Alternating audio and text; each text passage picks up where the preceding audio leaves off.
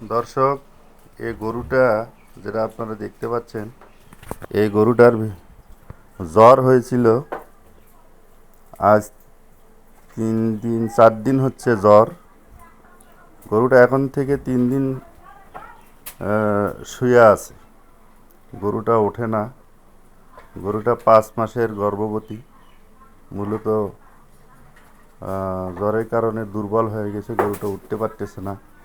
অনেক চেষ্টা করে ওঠার জন্য, কিন্তু গরুটা ওঠে না। তো দর্শক,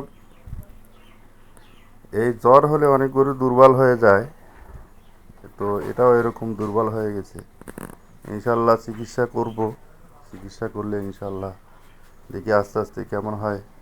তবে কি চিকিৎসা করা উচিত আপনারা একটু কমেন্টে জানাবেন।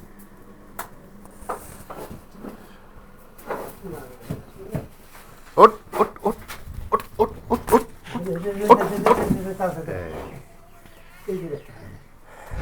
এ উঠতে নিছিল কিন্তু উঠলো না।